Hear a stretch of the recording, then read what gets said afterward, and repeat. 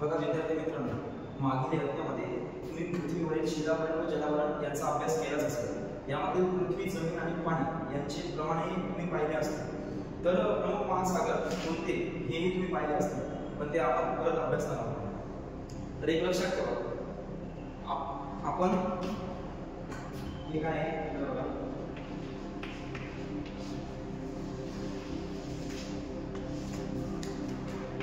हे आहे पूर्ण भाग कोणते, थोडा भाग अपूर्ण आहे, पृथ्वीचा पूर्ण भाग अपूर्ण आहे। तर तुम्ही बघू शकता पृथ्वीमध्ये हा जो भाग आहे, हा भाग आहे जमिनीचा। जमीन हे व्यापलेला भाग आहे, जसं आपण क्षेत्रफळ वगैरे बघतो तर ते जमिनीचं असतं। इकडचं एवढे समुद्रावर काय आहे, पाणी टक्के आणि 5% पाणी आहे, 29% जमीन आहे। पाणी टक्के 1%।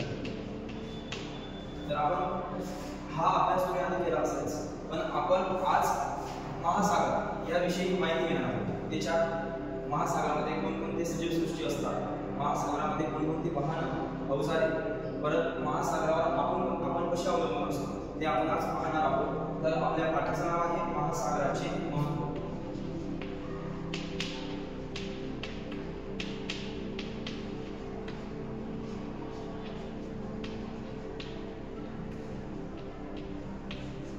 त्याच्यात आपण पाहणार आहोत वाहतूक,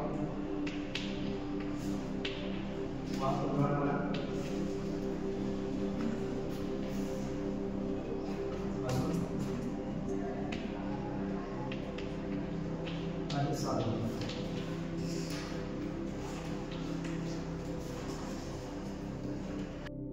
बघा विद्यार्थी मित्रांनो, आपण महासागर पाहत असताना तुम्हाला महासागराचे नाव माहिती पाहिजे।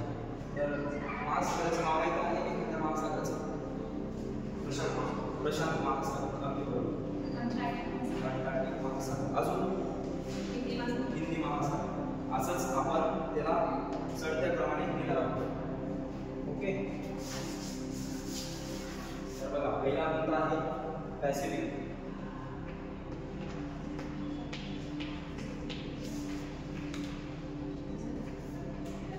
अटलांटिक,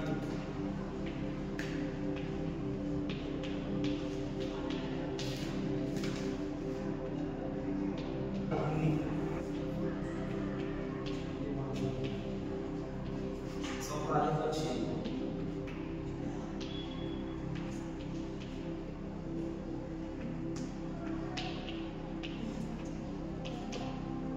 दक्षिण महासागर। अजून एक महासागर आहे आर्टिक।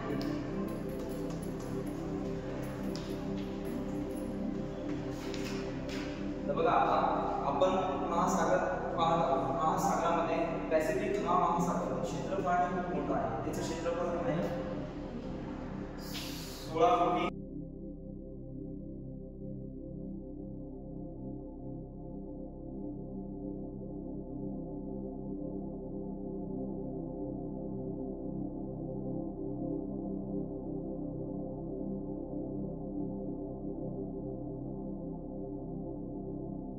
तर बघा तुम्हाला जर कधी प्रश्न विचारला पॅसिफिक महासागर हा क्षेत्रफळाच्या दृष्टीने सर्वात मोठा महासागर आहे आणि क्षेत्रफळाच्या दृष्टीने सर्वात लहान आर्टिक हा महासागर आहे। तर आपण महासागराचे महत्त्व पाहत असताना महासागरातील जे वन्यजीव आहे तर ते पाहणार आहोत। परत आपण महासागरातील वाहतूक कशा प्रकारे चालते हे पाहणार आहोत आणि समुद्रातून जे महासागर समुद्र म्हणतात समुद्रातून आपण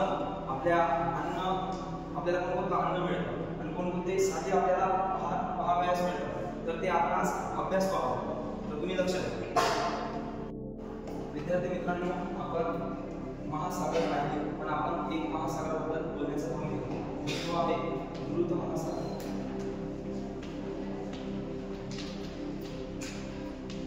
हा कशामुळे बोलत असतो माहिती होतं? मृत महासागर याच्यावर मनुष्य, वस्तू, प्राणी तरंगू शकतो, उडत नाही। का उडत नाही? बरं, त्याच्यात क्षारता जास्त आहे। का? समुद्राची किलोमीटर क्षारता मोजण्यासाठी अशी मोजतात। हे लक्षात ठेवायचं. आणि मृत समुद्राची क्षारता सुमारे 332% इतकी आहे. आणि जे आपण पॅसिफिक, अटलांटिक, हिंदी महासागर हे पाहिले तर त्याच्यामध्ये फक्त क्षारता 35% असते. 35% असते. त्यामुळे मनुष्य किंवा जड वस्तू याच्यात पडत नाही. मृत सागरात क्षारता जास्त असते, 332% एवढी असते. अशी पद्धत आहे क्षारता. मृत समुद्र सर्वात खारट म्हणजे क्षार त्याच्यात, त्यामुळे त्याच्यात मनुष्य वस्तू ह्या होऊ शकत नाही. तर हा पाठ तुमच्या लक्षात आला का? तर आपण पुढे अजून एक समस्या पाहू. महासागरातील एक भयंकर अशी समस्या आहे, ती आपण कशी दूर केली पाहिजे त्या माध्यमातून आपण पाहू. पृथ्वीच्या सुमारे 70.80% हा पाण्याने व्यापला आहे. जे मी तुम्हाला सांगितलं जमिनीवरचं सांगतो का समुद्राचं सांगतो. लक्षात द्या, 70 ते 80% भाग पाण्याने व्यापला आहे. मानव आपल्या गरजा भागवण्यासाठी ज्या कृती करत असतो त्यातून अनेक प्रकारचा कचरा निर्माण होतो. त्या कचऱ्यापासून प्रदूषण होतं. महासागराचे प्रदूषण ही एक मोठी समस्या झालेली आहे. तर आपण ते कशा माध्यमातून बघतो. आपलं गाव असतं, गावात नदी असते, नाले,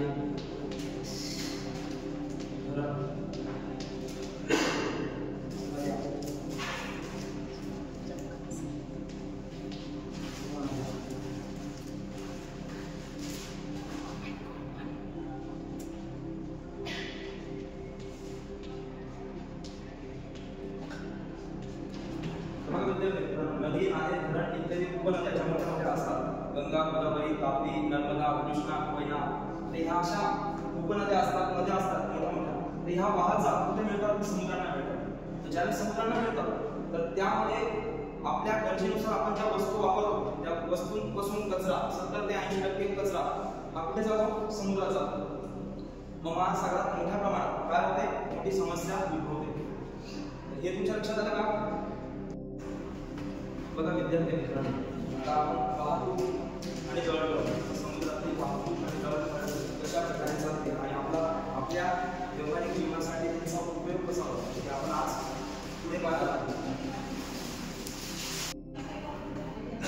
सागरी प्रवाह जलवाहतुकीच्या दृष्टीने महत्त्वाचे आहे. जलवाहतूक शक्यतो सागरी प्रवाहाच्या अनुसरूनच केली जाते. त्यामुळे जहाजांचा वेग नैसर्गिकरित्या वाढून वेळेची व इंधनाची बचत केली जाते.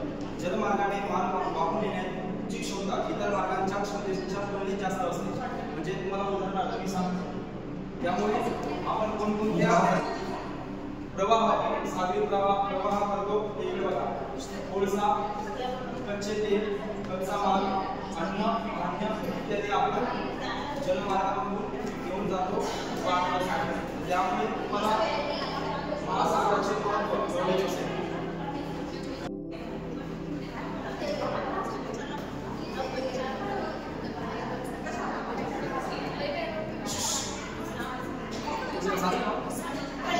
बघा विद्यार्थी मित्रांनो, समुद्र किनाऱ्यावरील लोक काय खाताना दिसतात? मासे खाताना दिसतात. का ते मासेच का खातात? विभागाचा प्रमुख व्यवसाय काय आहे? मासेमारी.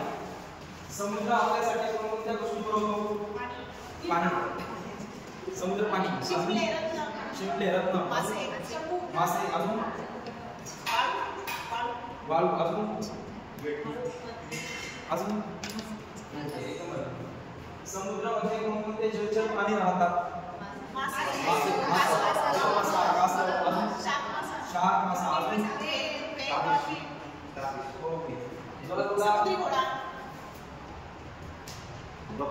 बघा विद्यार्थी मित्रांनो, गटात प्रवासणारा शब्द तुम्हाला ओळखायचा आहे. शंख, मासे, खेकडा, जहाज. का जहाज? कारण जहाज पाण्यावर असते. शंख, मासे, खेकडा पाण्यात असतात. अगदी बरोबर. 2 नंबरचा प्रश्न आहे श्रीलंका, भारत, नॉर्वे, पेरू बघा. तर तिसरा प्रश्न नैसर्गिक वायू, मीठ, सोने, मॅग्नीज. याच्यात वेगळा कोणता आहे? सोने. कारण नैसर्गिक वायू समुद्रातून मिळतो, मीठ आपल्याला समुद्रातून मिळतं, मॅग्नीज आपल्याला समुद्रातून मिळतं, सोने आपल्याला समुद्रातून मिळत नाही.